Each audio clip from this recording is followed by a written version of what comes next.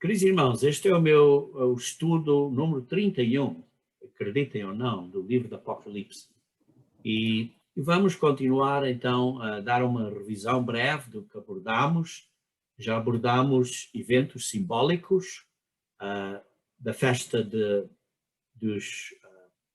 das trombetas, do dia de expiação, da festa dos tabernáculos, e no último estudo abordamos eventos relacionados com o 8º dia, que é o último festival dos 7 festivais de Deus, que simboliza a segunda ressurreição e para lá o além eterno para todos aqueles que se arrependam, ou que se tenham arrependido, e a vida eterna que seguirá. Vejamos então em Apocalipse 20, porque eu não estou a falar aqui em ponto de revisão breve. Apocalipse 20, no versículo 5, diz assim: os restos dos mortos não reviveram até que se completassem os 1000 anos. E então viveram e reinaram com Cristo durante esse milénio. E por isso esse resto dos mortos, porque os que ressuscitaram na primeira ressurreição, à vinda de Cristo, sim, esse foi a primeira ressurreição, à vinda de Cristo, os restos mortos então ressuscitam para uma segunda vida física depois do milénio. Esse é o significado do 8º dia.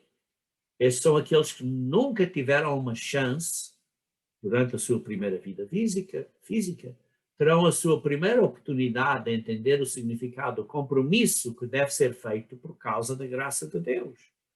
Sim, a graça de Deus é Jesus Cristo deu a sua vida por nós, deu o seu sangue, ele acreditou que o Pai o ressuscitaria, não teve dúvida nenhuma, fez isso por nós. Essa fé de Jesus Cristo é que nos justifica, e nós, em gratidão e aceitação disso, retribuímos, retornando-nos seres novos, um novo eu, vivendo uma vida diferente, isto é, sendo, digamos assim, discípulos de Jesus Cristo, na caminhada de aperfeiçoação até virmos a ser seres perfeitos, como o Pai é perfeito. Ora, as pessoas que viviam no mundo, tal como os israelitas, estiveram cegos durante toda a sua vida física.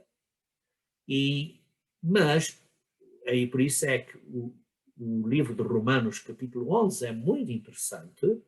O capítulo de Romanos 11 é muito interessante, porque aí vê-se que os israelitas, como Paulo descreve em Romanos 11, versículo 1, diz assim: terá Deus, porventura, rejeitado o seu povo, Israel?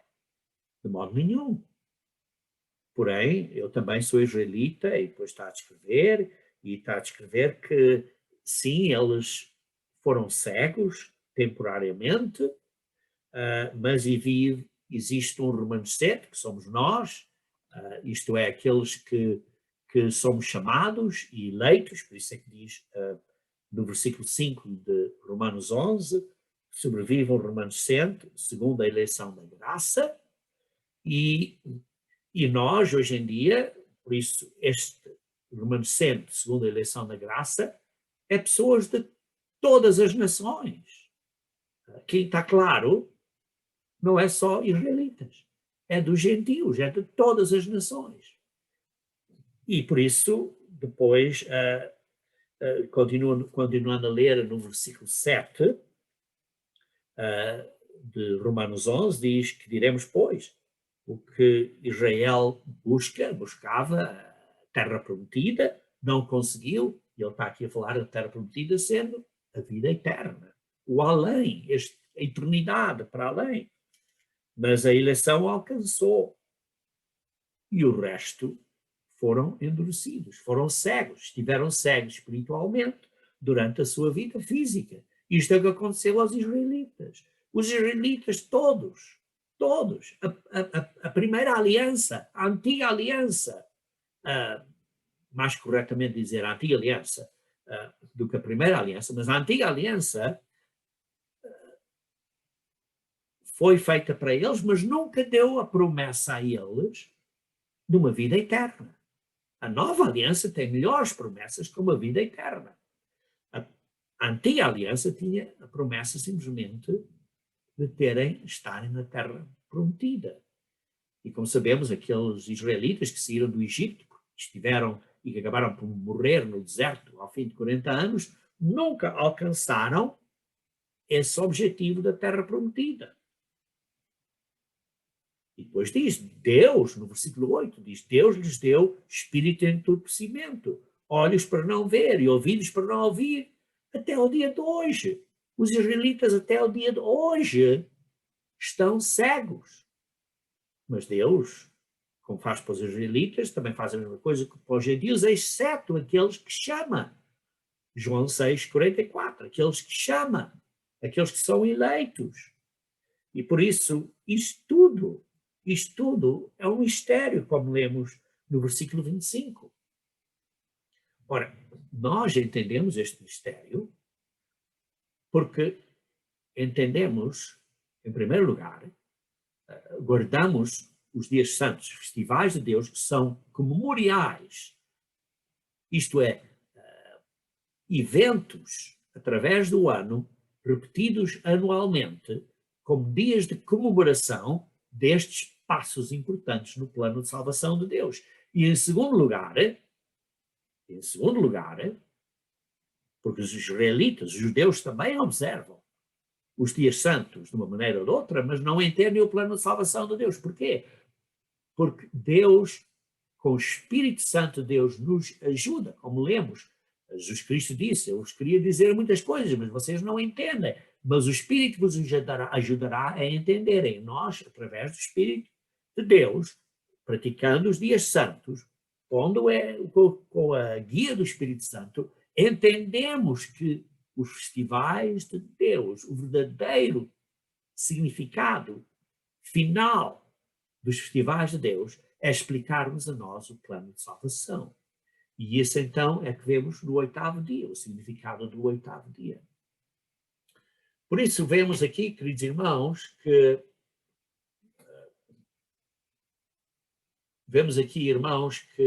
todo mundo vai ter a sua oportunidade. Todo mundo vai ter a sua oportunidade. O que eu estou a dizer é o seguinte, irmãos. Como lemos em Apocalipse capítulo 20, versículo 11 a 12, vamos então ver Apocalipse 20, versículo 11 a 12. Apocalipse 20, versículo 11 a 12. E ainda estou a cobrir em forma de repetição ou revisão do que abordámos nos estudos anteriores.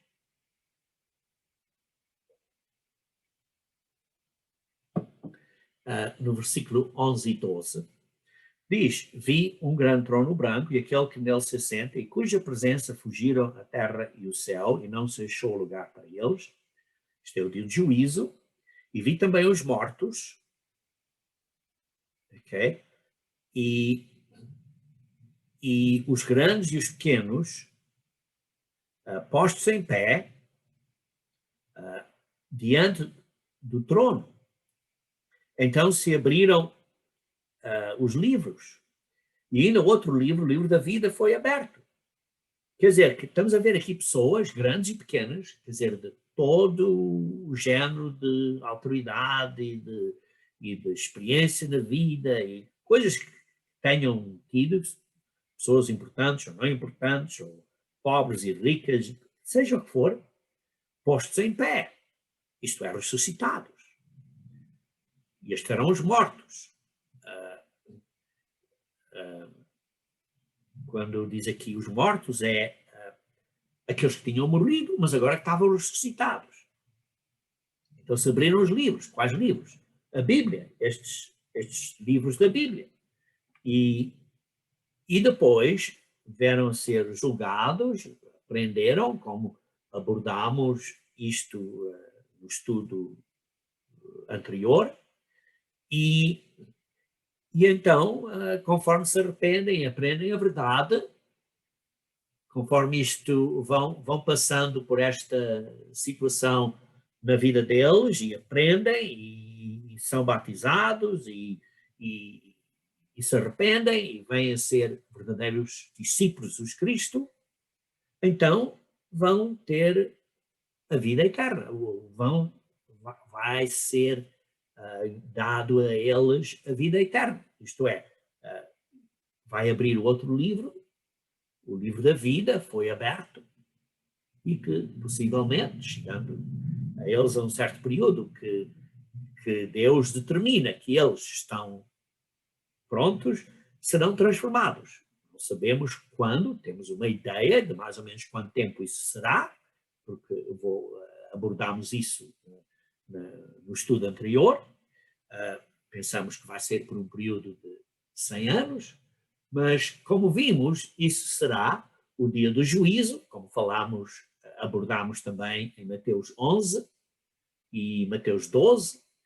Esse dia do juízo é o dia em que se vê que gentios e israelitas ambos ressuscitarão ao mesmo tempo, como Jesus Cristo mencionou nessas duas secções em Mateus 11 e Mateus 12, que podem estudar isso em privado e ver que, de facto, Jesus Cristo diz que tanto os gentios como os judeus que viviam naquela era vão estar juntos nesse dia de juízo, e que para uns vai ser o juízo mais fácil para eles do que para outros. Porquê? Porque não tiveram o mesmo conhecimento.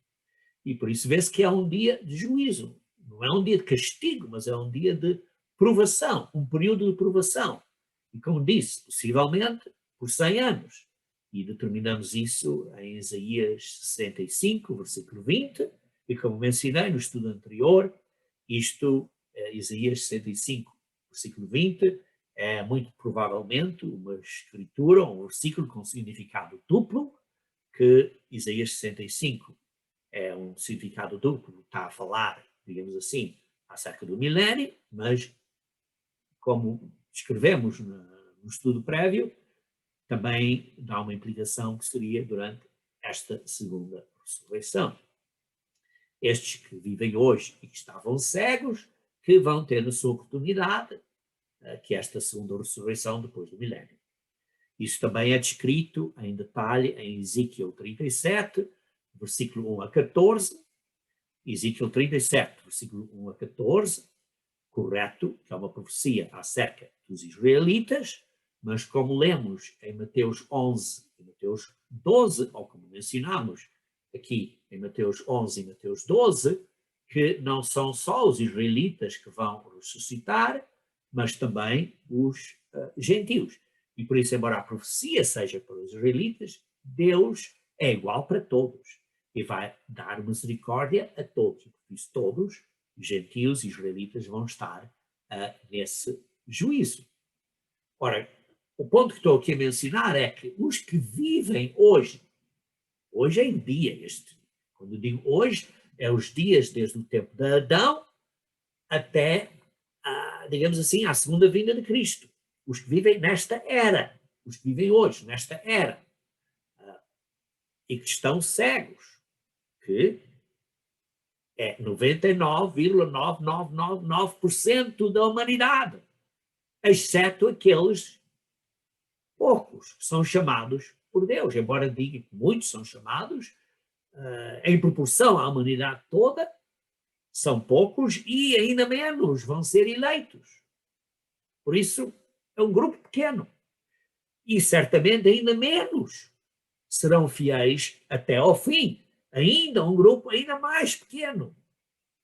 Queridos irmãos, isto é um ponto importante entendermos. Eu vou abordar aqui um ponto importante agora. Simplesmente por uma pessoa dizer, olha, eu aceitei Cristo. Não chega. A Bíblia diz, Cristo diz, se me lembro corretamente, em Mateus 7,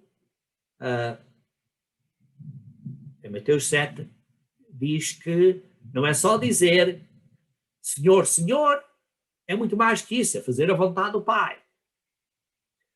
Por isso, só aceitar Cristo não é suficiente. Depois, há outro ponto adicional, que, eu estou na igreja de Deus e estou seguro. Não. Não. Por quê? Porque você precisa ter cuidado com a sua boca. Você precisa ter cuidado com o que escreve. Você precisa ter cuidado com o que olha. Para o que olha. Você precisa ter cuidado com os seus pensamentos. Você precisa ter cuidado que não esteja a dizer coisas que não devia dizer. Sim, diz a verdade, mas diz em amor. E aí, há um ponto muito importante. Para ser fiel até ao fim, precisa estar a crescer nestes pontos e ter grande cuidado de ser santo. A santificação do Espírito. O Espírito toca nos nossos cérebros, na nossa mente, e esta santificação do Espírito faz com que nós estejamos a dizer, olha, tenho que mudar, tenho que ter mais cuidado, não devia ter dito desta maneira, em vez de estar a dizer, olha, eu não fiz nada. Queridos irmãos, todos somos imperfeitos e temos que estar a andar no caminho de santificação do Espírito.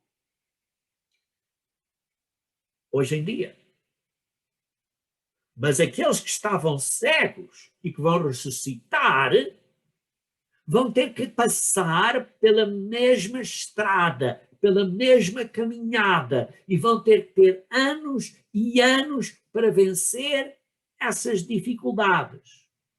E não só isso, vão ter que aprender a reconciliar uns com os outros, tal como nós temos que aprender a reconciliar uns com os outros. E reconciliar quer dizer estar em paz uns com os outros. Ora, por isso, os que viveram durante o milénio, aqueles no reino milenial, tiveram a sua oportunidade durante o reino milenial. Os que vivem hoje estavam cegos, vão ter a sua oportunidade naquele período de 100 anos. Como eu digo, entre parênteses, possivelmente 100 anos, mas pensamos que será 100 anos. Por isso eu vou referir a 100 anos, mas entendem que se for menos, tudo bem. É como hoje em dia toda a Bíblia diz, olha, vocês vivem 70 anos e se você viver mais de 10 anos, porque vai força, tudo bem, mas nem todas as pessoas vivem 70 anos. Por isso é uma média, digamos assim.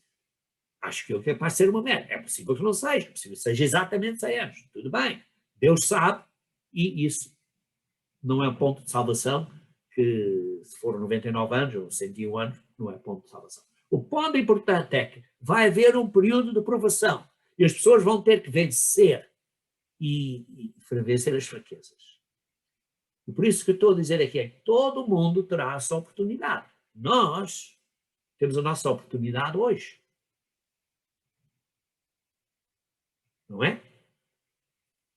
Nós vivemos hoje e que não estamos cegos, que fomos chamados, que fomos eleitos e que nos mantemos fiéis até ao fim, isto é, até a segunda vinda de Cristo, ou a nossa morte, se morrermos antes da segunda vinda de Cristo, qual deles venha primeiro, mas que sejamos fiéis.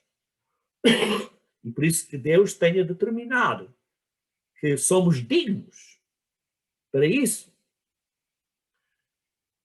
Então seremos ressuscitados à segunda vinda de Cristo. Isto é a primeira ressurreição. Por isso, todos vão ter uma oportunidade. Os que vivem hoje e que são chamados têm essa oportunidade hoje. Hoje é o seu dia de salvação. Poucos entre esses, mas esse é o dia de salvação.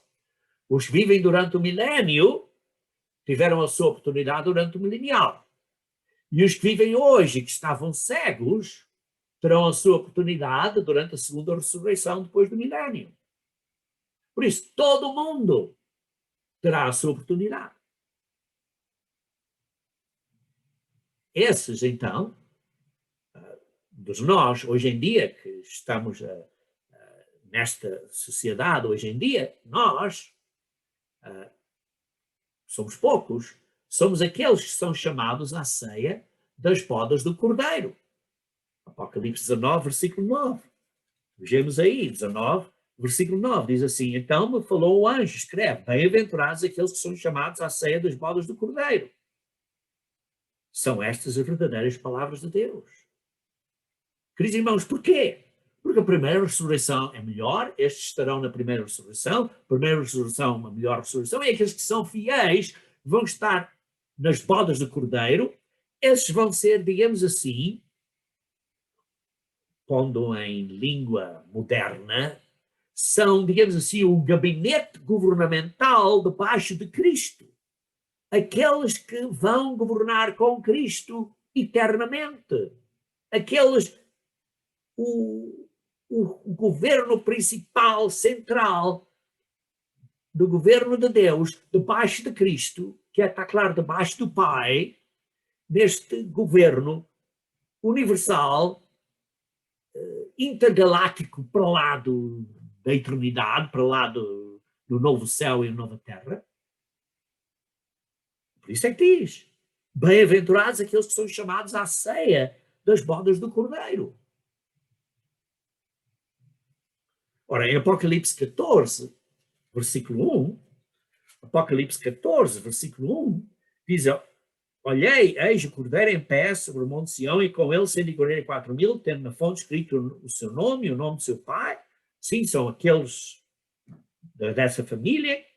E diz assim no versículo 3, esses cantam um cântico muito especial, diz aqui, entoam um novo cântico diante do trono, e ninguém pode aprender este cântico, senão os 144.000 que foram comprados da terra.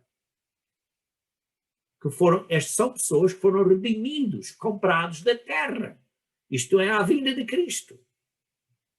Versículo 4. São estes os que não se macularam com mulheres. O que é mulher? É religião. A mulher limpa, como lemos, é a Igreja de Deus, e a meretriz, a grande meretriz, é a Igreja pagã, como sabemos, a Igreja romana, católica, e as suas filhas são os protestantes e estes evangélicos todos que existem por aí. Irmãos, não estou a dizer as coisas politicamente corretas. Não estou a dizer o que a Bíblia diz. E aqui estamos a ver, estas pessoas não se macularam com religiões falsas. Ora, o que é religião falsa? Por exemplo, você pode ter tudo certo, mas um bocadinho errado, você está a sincretizar, está a misturar um sincretismo religioso ou qualquer outra ideia pagã. É como você dizer, olha, eu não cometo adultério, mas só cometo um bocadinho de adultério. Não, não. Temos que ser limpos. Temos que ser limpos.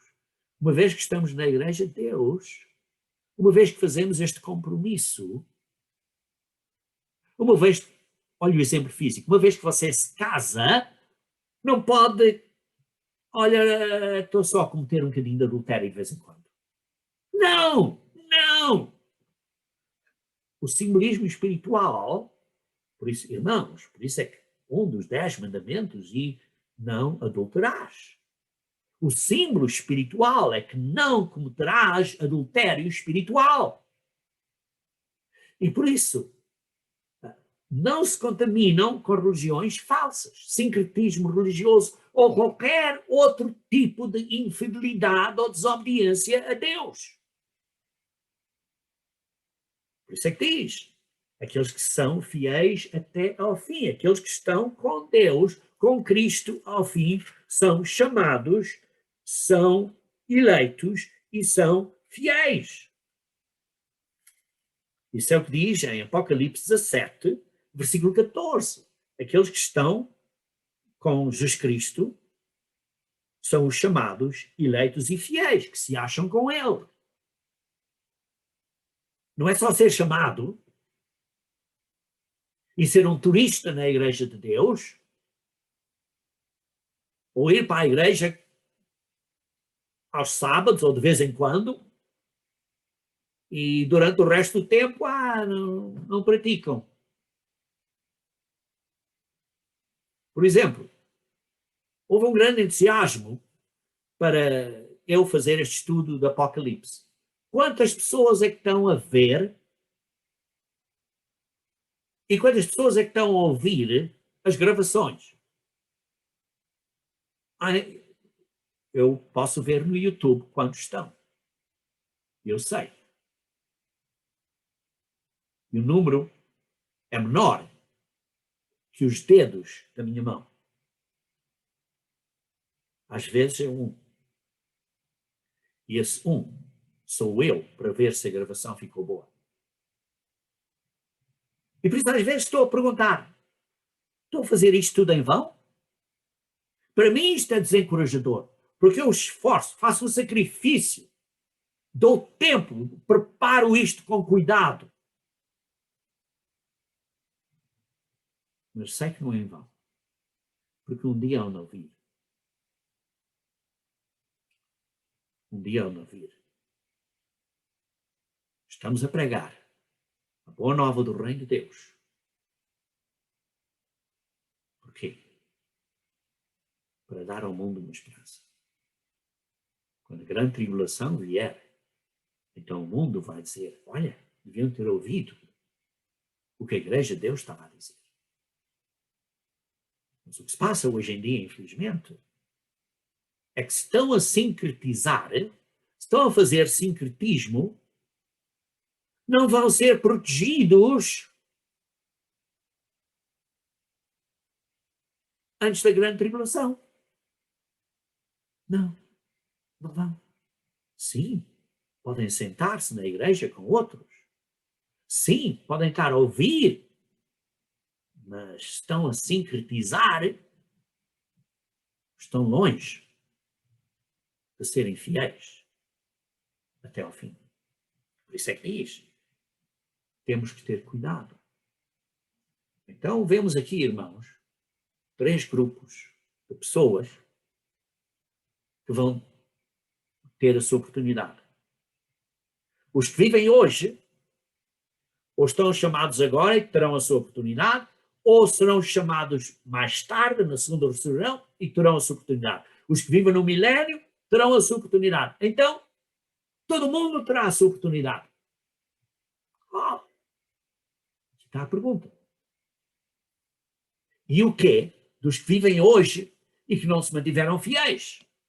E mesmo a pergunta é daqueles que durante o milénio não se mantiveram fiéis. Ou, noutras palavras, cadê dos ímpios? Ora, sabe muito bem que castiga o lago do fogo, não é? Aqueles que não se arrependeram, ou o seu arrependimento foi temporário, depois de terem o conhecimento da verdade, ou digamos, não se mantiveram virgens, ou qualquer outra falta de fidelidade até ao fim. Cadê deles?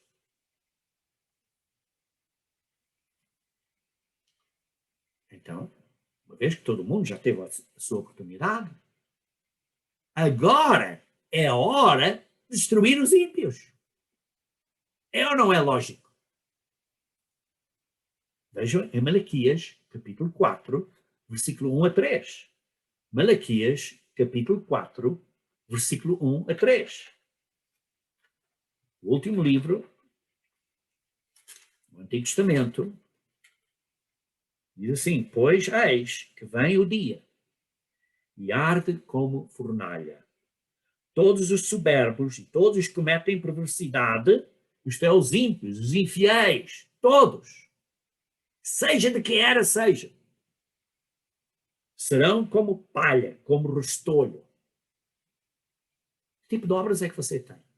Obras de palha?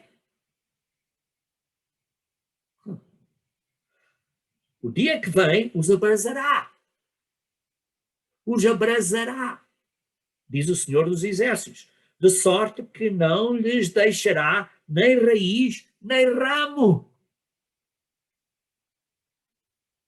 Oh, isso não é viver no inferno eternamente? Certamente que não. Não ter nem raiz, nem ramo, é que serão eliminados, destruídos.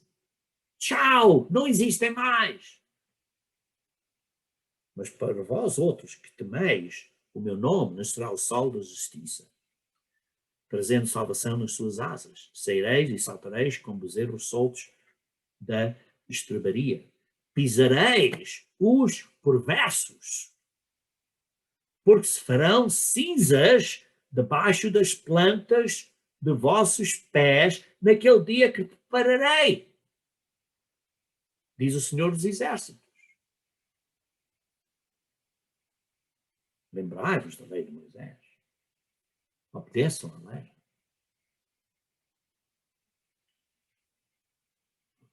Por isso, irmãos, naquele dia que prepararei, diz o Senhor dos Exércitos. Quer dizer que, de maneira que eu vejo, os fiéis de todas as gerações neste período no futuro estão transformados em seres espirituais. Não é? De todos os tempos, de todas as eras. E por causa disso não são afetados por este fogo que destrói tudo que é físico.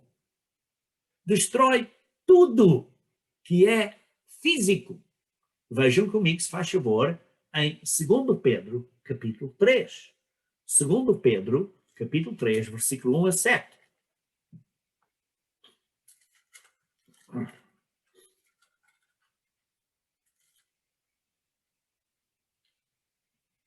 Amados, esta é, agora, a segunda epístola, 2 Pedro, a segunda epístola, que vos escrevo.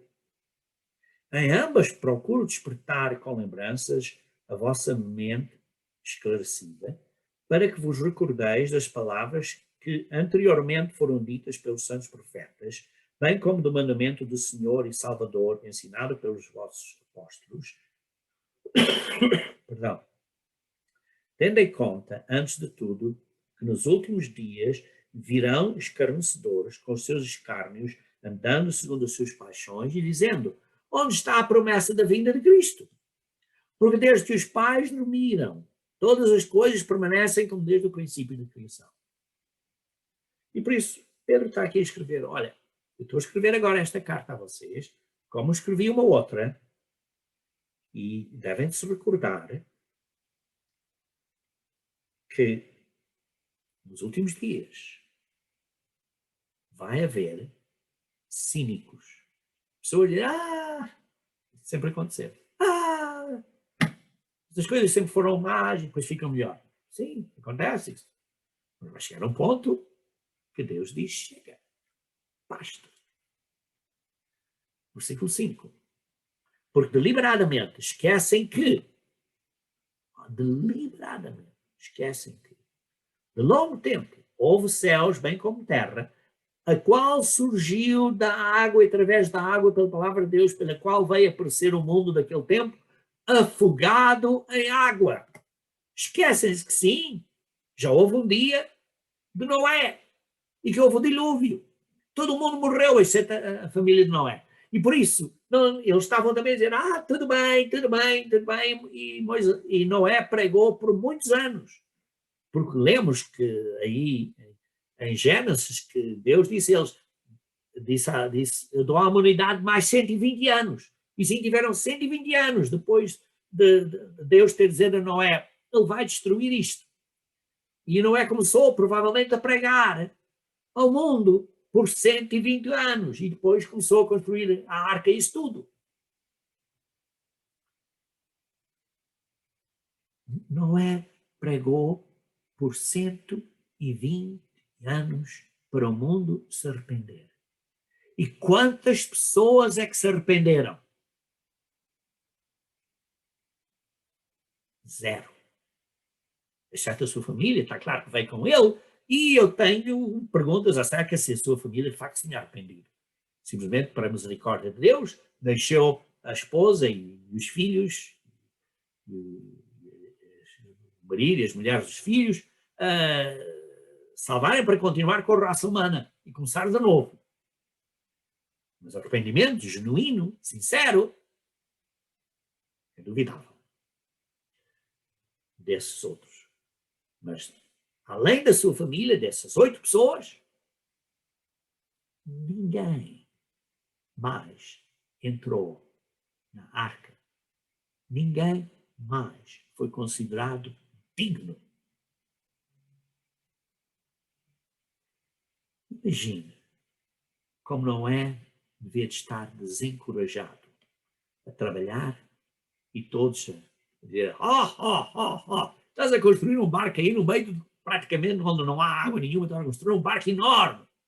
Sim, porque o tamanho, o comprimento daquele barco é como se fosse 2 campos de futebol. De comprimento, uma coisa enorme. Aqui, perto de onde eu vivo, há uma arca que foi feita de acordo com as dimensões de Noé. Uma coisa enorme, gigantesca. Gigantesca, enorme, parece mentira. Com 3 pisos, uma coisa enorme. Queridos irmãos, está aqui Noé, pregou. E todo mundo estava a gozar dele. E hoje em dia é a mesma coisa, irmãos. Pregamos a boa nova do reino de Deus. E há muito poucas pessoas que de facto se arrependem.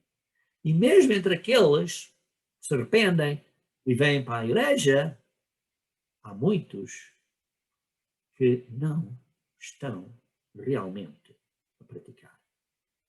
Infelizmente. E por isso, temos que nos examinar a nós próprios. Temos que nos examinar a nós próprios e ver como é que eu estou andando. Estou continuando a ler no versículo 7. Ora, os céus que agora existem e a terra, pela mesma palavra, têm sido entesourados, estão guardados para o fogo. Sim, não vai haver um segundo dilúvio. Deus disse isso. Temos aí o arco-íris, não vai haver um segundo dilúvio, mas vai haver o fogo. Tal como o dilúvio foi pela terra inteira, está aqui dizer a terra pela mesma palavra e os céus, que agora existem, têm sido entesourados para o fogo. Este ambiente à volta da terra, este ambiente, esta maneira, esta coisa, vai ser destruído. Estando reservado para o dia de juízo e destruição dos homens ímpios. Quer dizer, vai haver um dia em que todo mundo vai, todo o planeta, digamos assim, vai se queimar, vai ser chamas, todo o planeta, e esse é o dia, está claro, é ao fim do período do juízo, vai ser o juízo final, condenação final. E essa é a destruição dos ímpios.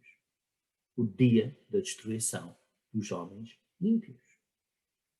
Continuando a ler no versículo 8 e 9. Há todavia uma coisa, amados, que não deveis esquecer, que para com o Senhor um dia é como 1000 anos e 1000 anos como um dia. Há vários simbolismos duplos aí. Uma semana por 7 dias. O 7º dia foi o dia de descanso. 7 milénios, o 7º milénio, que é o milénio por vir. É o dia em que Jesus Cristo vai reinar, o reino milenar. Tudo bem. É um dia, por isso quando está a falar do dia do Senhor, esse milénio, quando falamos do dia do Senhor, geralmente estamos a falar daquele dia, o último dia, aquele último ano do período de grande tribulação, em que há as 7 trombetas. Mas aqui vê-se, para Deus, um dia com 1000 anos, por isso tem um significado duplo, que o dia do Senhor também é este período de 1000 anos, e não é exatamente 1000 anos, porque inclui estes 100 anos depois, este período de julgamento, por isso não retarda ao Senhor a sua promessa, como alguns, estou a ler no versículo 9, a julgam demorada, pelo contrário, ele é longânimo, ele é paciente.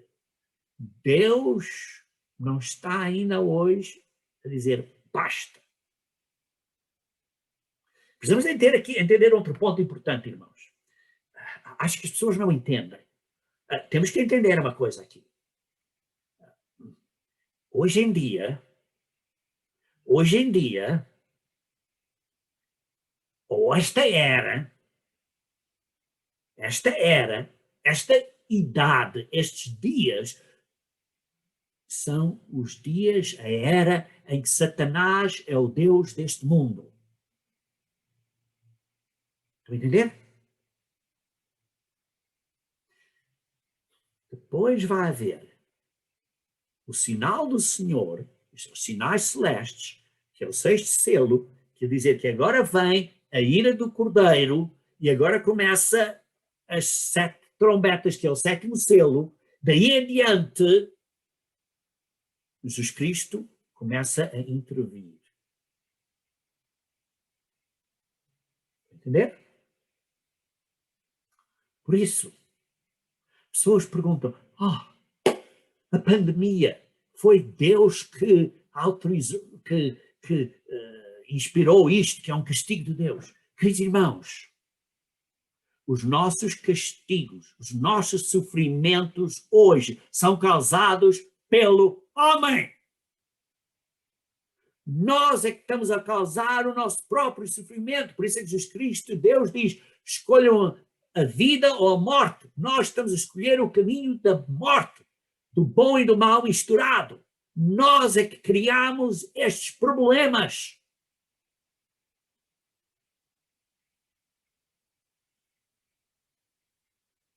Vivemos na era do Deus deste mundo. Sim, no dia do Senhor, no último ano, depois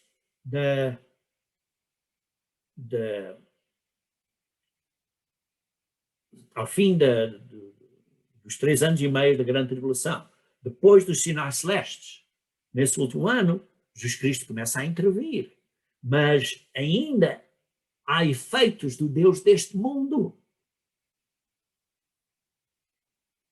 Só quando Satanás estiver imprisionado, depois é que Deus está a reinar na terra, Jesus Cristo está a reinar e vai trazer paz à terra. Os problemas deste mundo não são a vontade de Deus. A vontade de Deus diz que estejas de saúde e em paz. O homem é que cria estes problemas todos que temos. E sim, o homem tem certo cérebro para fazer certas coisas, para ter cuidado, isso tudo, e nós temos que ser sábios, usar ou fazer isto ou aquilo. Mas são coisas feitas pelo homem. Isso precisamos de entender. Mas Deus é paciente e nos dá tempo. E está a permitir isto acontecer para o mundo se arrepender. Para o mundo aprender que o seu caminho só traz sofrimento e misericórdia e infelicidade e miséria.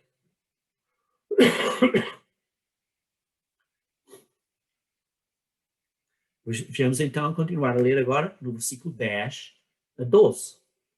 E diz, então virá, entretanto, como um ladrão. Isto é repentinamente, quando as pessoas não esperam. Porque estamos agora no início das dores, mas o mundo não espera. O dia do Senhor.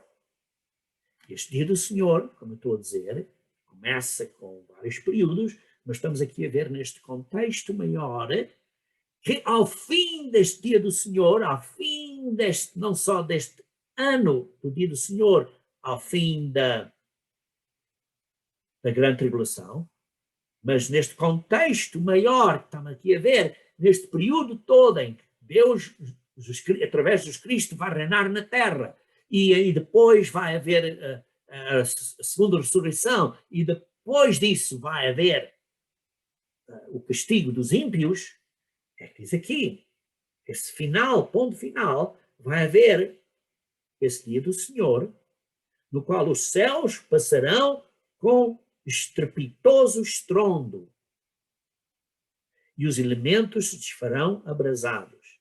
Também a terra e as obras que nela existem serão atingidas. Visto que todas estas coisas hão de ser desfeitas, deveis ser tais como os que vivem em santo procedimento e piedade, esperando e apressando a vinda de Deus, por causa do qual os céus incendiados serão desfeitos e os elementos abrasados se deterrarão. Quer dizer, vai haver um período depois disto, em que o próprio Pai virá para a terra, como lemos em versículos mais adiante no Apocalipse. Vai haver um novo céu, a nova terra, e o próprio Pai vem para a terra, em que diz o próprio a vinda de Deus. Mas está aqui a falar que primeiro vai haver, este mundo todo vai derreter-se, vai ser desfeito, os elementos vão ser abrasados, todo o mundo se derreterá, todo o vestígio físico do pecado do homem pelos milhares de anos que existem, e ruínas e coisas de homens e imagens pagãs que existem, que estejam escondidas debaixo de terra e sei lá que mais, tudo isto vai ser queimado e completamente destruído. Tudo. Porque este mundo vai queimar, este planeta Terra vai queimar. E vai ser tudo completamente destruído. Por isso é que lê-se aqui nesta secção de 2 Pedro, diz assim, visto que todas as coisas vão ser desfeitas, deveis ser tais como os que vivem em santo procedimento e piedade. E por causa disto vai ser destruído, devemos de pensar que esta profecia toda deve nos motivar e nos encorajar a viver em santo procedimento e piedade. Ora, o que é santo? Santo é ser separado do mundão. Santidade é ser diferente, é ser separado. É como as carnes limpas e imundas. As carnes limpas temos que as separar. Sem sincretismo, sem qualquer infidelidade. Na Igreja de Deus temos que ter cuidado com o que pensamos, com o que dizemos, com o que falamos, com o que escrevemos. Cuidado. Porque infidelidade inclui o que fazemos, o que dizemos, o que escrevemos, o que pensamos.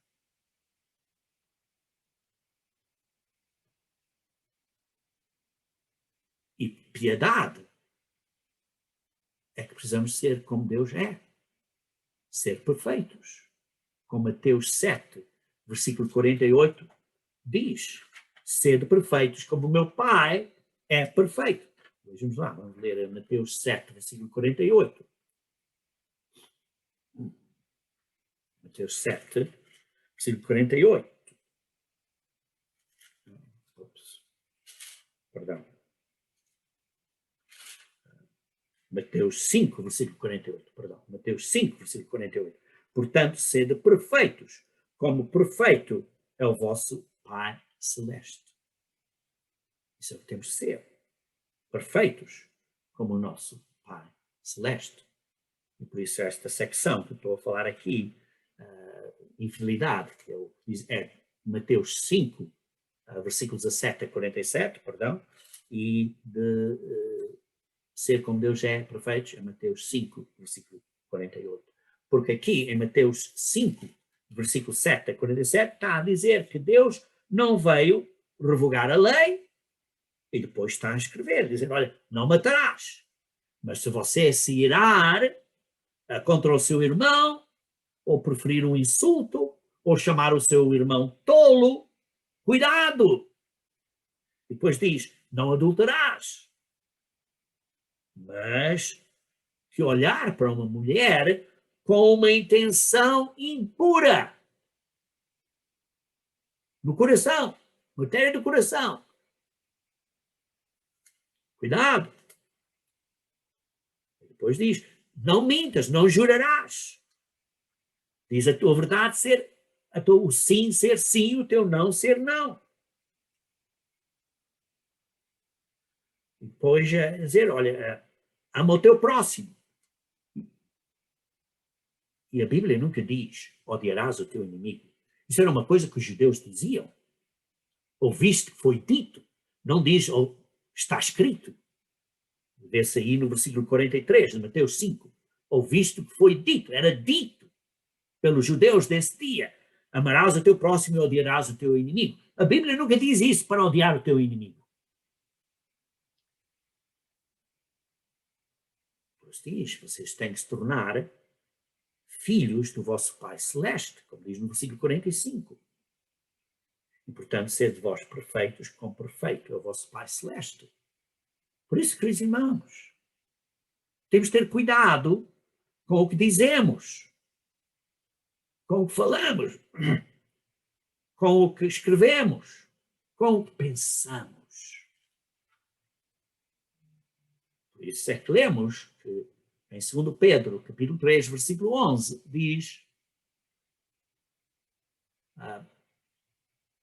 diz que vivam em santo procedimento e piedade. Por isso estamos a ver que os ímpios vão ser destruídos. Isto é, os infiéis, neste momento, estão condenados à morte. Mas lembrem-se que a Bíblia diz que todos ressuscitarão. A Bíblia diz que todos ressuscitarão.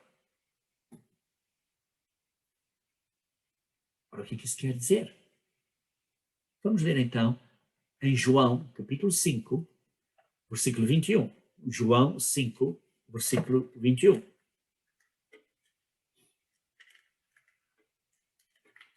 João 5, versículo 21. Começar a ler do versículo 21.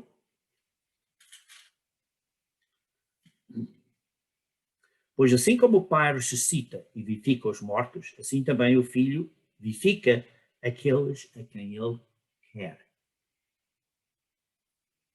O Filho é que vivifica. O Pai vivifica. Mas o Pai delegou tudo ao Filho. E o Filho é que tem poder sobre a morte. O Filho é que vivifica. É que nos dá a vida eterna. Aí, por exemplo, no versículo 22, o Pai ninguém julga, mas ao Filho confiou todo o julgamento. O julgamento foi confiado ao Filho. Quer dizer que o julgamento do trono branco é Jesus Cristo que está a fazer. Foi confiado ao Filho. Foi delegado. E no versículo 26 diz assim, porque assim como o Pai tem vida em si mesmo, também concedeu ao Filho ter vida em si mesmo. O Filho tem vida em si mesmo, é eterno, e pode dar essa eternidade a quem ele quiser. O Filho pode dar a eternidade a quem ele quiser. Porque é o que lemos no versículo 21. O Filho vivifica aqueles a quem quer.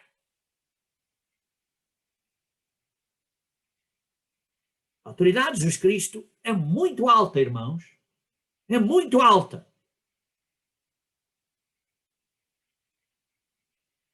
E se você é entre aquelas pessoas que pensam, não, Jesus Cristo não tem todo o poder, Você está errado. Diz aqui a Bíblia. Ele tem toda a autoridade de julgar, e tem a autoridade de vivificar, e tem a autoridade de dar vida eterna a outros. Versículo 28. Não vos maravilheis disto, porque vem a hora em que todos os que se acham nos túmulos. Irmão, o que quer dizer todos? É só alguns, não é todos? Todos os que acham nos túmulos. A pessoa, por exemplo, morreu no mar, isso tudo, isso é simplesmente, o significado aqui é que todos morreram. Não é simplesmente os que foram enterrados, que não foram enterrados. Não, é todos que morreram. Ouvirão a sua voz e sairão, e serão ressuscitados. Os que tiveram feito bem para a ressurreição da vida. Os que tiverem praticado o mal para a ressurreição do juízo. Por ser no juízo, tem dois significados. Porque é o julgamento, é aqueles que não sabiam, fizeram coisas mal, mas vão ser ressuscitados, essa é a segunda ressurreição, e vão aprender, mas também há os maus que nunca se arrependeram, que sabiam e que nunca se arrependeram. Mas diz assim, todos vão ressuscitar.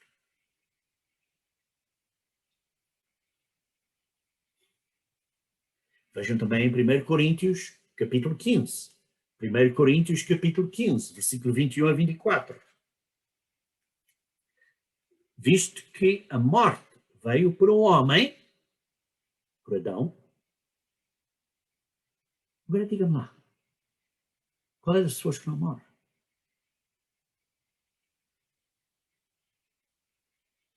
A morte afeta a todos, bons e maus, todos, mais cedo ou mais tarde, todos morrem. Também por um homem, Jesus Cristo, veio a ressurreição dos mortos.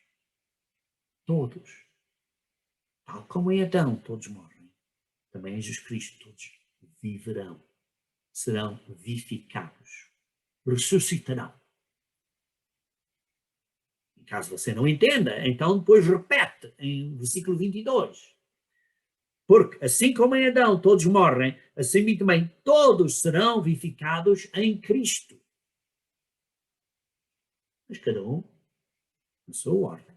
Primeiro Cristo, as primícias, depois os que são de Cristo, a sua segunda vinda, e depois então virá o fim, os do fim e as outras coisas que agora aqui não está a entrar em detalhe. Por isso todos serão vivificados. Esses ímpios, esses infiéis, condenados à morte, então são os mortos, mas, noutra palavra, são a morte. Porque esses não estão só os mortos, mas são a morte. Porquê? Porque uma vez ressuscitados, estão condenados à morte, por isso são a morte. Vejamos então em Apocalipse, capítulo 20, Apocalipse, capítulo 20, versículo 13 a 15. Deu o mar os mortos que nele estavam, a morte, isto é, aqueles que são a morte. Porque, embora ressuscitados, vão morrer. Estão condenados à morte. São os ímpios. Porque os outros já foram mudados para seres espirituais. Continuando aqui, a morte e o além. O além, em grego, é Hades, que é a sepultura. Entregaram os mortos que neles havia. E foram julgados um por um. Um por um. Cada um, individualmente. Cada homem, cada mulher vai ser julgada de acordo com as suas ações. Individualmente. Perdão. Segundo as suas obras. Então a morte e o inferno, ou Hades, foram lançados para dentro do lago de fogo. Estes que são partes deste grupo que se levanta e que são julgados um por um, são lançados para dentro do lago de fogo. Esta é a segunda morte, o lago de fogo. E se alguém não for achado inscrito no livro da vida, isto é, quer dizer, que ainda não tem a vida eterna, quer dizer, que os outros já foram ressuscitados e já têm, e já foram transformados e são seres espirituais, então esse foi lançado para dentro do lago de fogo. Essas pessoas são julgadas um a um. Não haverá dedos a apontar, olha, não foi minha culpa, foi a culpa dele ou dela. Não haverá desculpas.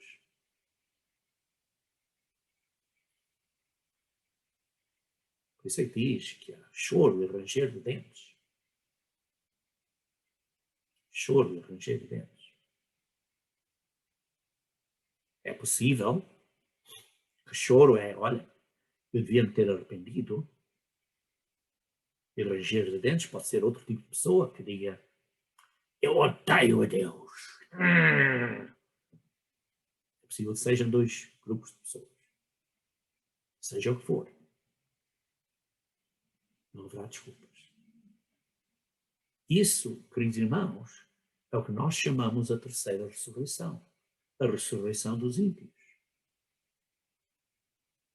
Isso é o que é descrito na parábola de Lázaro e do homem rico.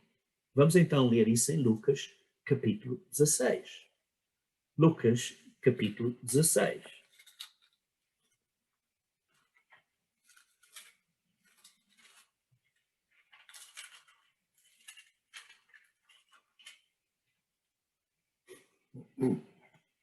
Lucas, capítulo 16, começando a ler no versículo 19.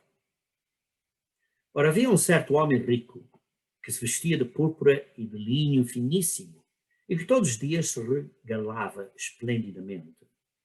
Irmãos, isto é uma parábola. Uma parábola está a dar um significado em parábola. Uma imagem. E por isso, quando está a falar de um homem rico, não é somente ou porque uma pessoa tinha muito dinheiro. Mas rico, de maneira espiritual, é uma pessoa que espiritualmente pensa que é rica, é arrogante, faz um Deus de si próprio. Esta falsa religião que se faz dele próprio um Deus. É rico em si mesmo, espiritualmente, pensa que tem tudo. Para uma pessoa ter muito dinheiro não quer dizer que não seja uma pessoa arrependida e coisa assim. Usa isto como uma parábola, uma analogia. E por isso, continuando a ler o versículo 20, havia também um certo mendigo chamado Lázaro, coberto de chagas, que jazia à porta dele. Uma vez mais, é uma parábola. É uma pessoa que tem certas necessidades, ou uma pessoa que estava a vencer os problemas do mundo, ou seja o que for. Uma pessoa que tinha estes problemas. E que era fraca, que sofria. Mas é uma questão de atitude mental. Uma atitude humilde. E por isso, queridos irmãos, está aqui a dar uma parábola. Uma pessoa que espiritualmente pensa que eu estou numa posição boa. E outra pessoa que espiritualmente se sente humilde e fraca e vai andando e tem certas dificuldades. Então, que relacionamento há entre as duas pessoas? Um de amor ou um de falta de amor? É o que está a falar aqui. Por isso está a dizer, desejava alimentar-se das migalhas que caíam da mesa do rico, e até os cães vinham lamber as úlceras. Uma vez mais, espiritualmente. Precisa de uma certa ajuda espiritual, encorajamento. E o que é que o outro está a dizer? Está a dizer mal a ele, ou a ela, ou seja que for. Ou tem uma atitude que não dá atenção das coisas que estão a passar, ou não está a ajudar quando a pessoa está doente, não ora por ela, ou seja o que for. Há certas coisas aqui que está a ver que há uma distinção de uma pessoa que é um verdadeiro cristão e uma pessoa que não é. Aconteceu ao morrer o mendigo, ser levado pelos anjos para o seio de Abraão. Uma vez mais é uma parábola, significando aqui que foi para estar perto de onde Abraão está, onde vai estar, está claro, que é a ressurreição, que vai estar com Jesus Cristo, que vai estar na primeira ressurreição, vai estar ser um ser espiritual, ou que seja mais tarde, durante o milénio, ou que seja durante os 100 anos, vai estar numa condição de quê? Transformado como um ser espiritual. Isto é, perto de onde Abraão está, como seres espirituais. Morreu também este homem rico, que se pensava que era rico, mas que não era, que era pobre, e foi sepultado. Versículo 23, uma vez mais aqui uma parábola, no inferno, no Hades. Isto é, estando no Hades, como lemos em Apocalipse 20, versículo 13 e 14, o Hades se pôs de pé, estando em tormento. Porquê? Porque se pôs de pé, porque ressuscitou. Nesta terceira ressurreição. E viu ao longe Abraão e Lázaro, perto de Abraão, viu estes seres espirituais e que há uma diferença entre ser físico e ser espiritual. E durante esta terceira ressurreição não há possibilidade de ir de físico para o espiritual. Porquê? Porque destruiu tudo durante a sua vida e quando teve a sua oportunidade, quando aprendeu, rejeitou o que aprendeu e que foi infiel, isto é, não foi fiel até ao fim, isso tudo, vê-se aí. Então, estando em tormento, levantou os olhos e viu ao longe o Abraão e Lázaro no seu seio. Versículo 24. Então, chamando, disse: Pai Abraão, tem misericórdia de mim, manda Lázaro que molhe a água, a ponta do dedo, que refresque a minha língua, porque estou atormentado nesta chama. Claro, está em chamas. Disse, porém, Abraão, filho, lembra-te que recebeste os teus bens na tua vida, e Lázaro igualmente. Os males. Agora, porém, aqui ele está consolado e tu em tormentos. Agora, está aqui. Uns estão na vida eterna, seres espirituais, e tu, físico, condenado à segunda morte. Seria esse ranger de dentes, ou esse choro, ou seja o que for neste caso. Versículo 26. E além de tudo, está posto um grande abismo entre nós e vós. Um grande abismo, que é o abismo entre a imortalidade e a mortalidade. Seres espirituais e seres físicos. De sorte que os que querem passar daqui para vós outros não podem, nem os de lá passar para nós. Vê-se aqui que uns pontos muito importantes. Isto é semelhante, irmãos,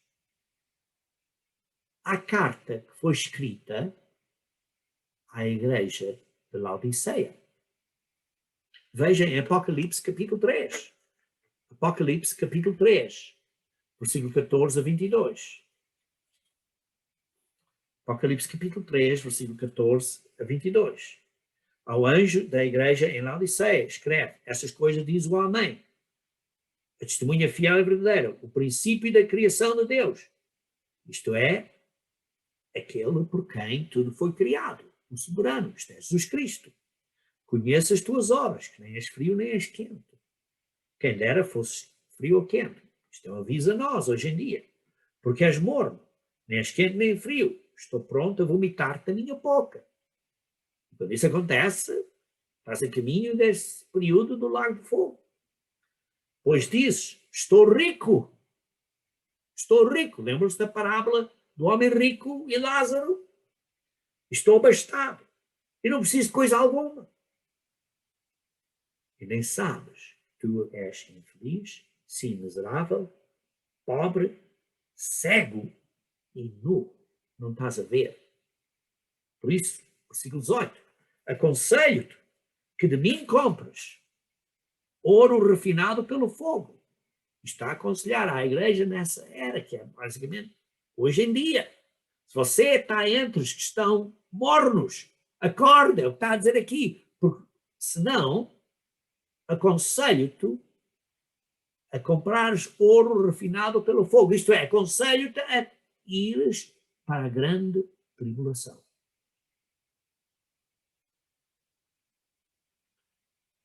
Para te enriquecer. Para aprender. Através das dificuldades da grande tribulação. Vestiduras brancas para te vestires. A fim de que não seja manifesta a vergonha da tua nudez. E colírio para ungir os olhos, a fim de que vejas. Começas a ver. Espiritualmente a ver. Eu repreendo e disciplino a quantos amo. Sê, pois, zeloso e arrepende-te. Arrepende-te enquanto há tempo. E por isso está aqui a falar à igreja nesta era, porque é a última era. Nós vivemos hoje em dia na era da Laodiceia. É a atitude do mundo à volta de nós. E agora, você tem uma atitude de Laodiceia ou você tem uma atitude de Filadélfia? A atitude de Filadélfia diz em Apocalipse 3, versículo 10, porque guardaste a minha palavra, a minha perseverança, também eu te guardarei da hora da provação que há de vir sobre o mundo inteiro. Isto é, te guardarei da grande tribulação, porque essa grande tribulação vai experimentar os que habitam sobre a terra. Por isso está a dizer, se você tem uma atitude de Filadélfia, de amor para com o próximo, e está a viver um caminho limpo, está a ser fiel, não está a sincretizar coisas deste mundo, então Deus vai proteger você da grande tribulação. Mas se você, embora esteja na igreja, está a sincretizar, a misturar-se com a politiquice deste mundo, e quantas vezes é que eu tenho dito a vocês, irmãos, para não se meterem na politiquice deste mundo? E sabe? Provavelmente uma grande parte de vocês estão a meter-se na politiquice deste mundo. Por isso, irmãos, se vocês estão a fazer isso, vão ter que passar pela grande tribulação. É o que Jesus Cristo diz. Para que aprendas e para que os teus olhos se abram. Jesus Cristo diz no versículo 19, eu repreendo e disciplino a quantos amo. Sê, pois, zeloso e arrepende-te. Arrepende-te. Arrepende-te. Depois diz, eis que estou à porta e bato. E se alguém ouvir a minha voz e abrir a porta, entrarei em sua casa e cearei com ele e ele comigo. Imagina. Jesus Cristo está em sua casa a bater. E você não abre a porta?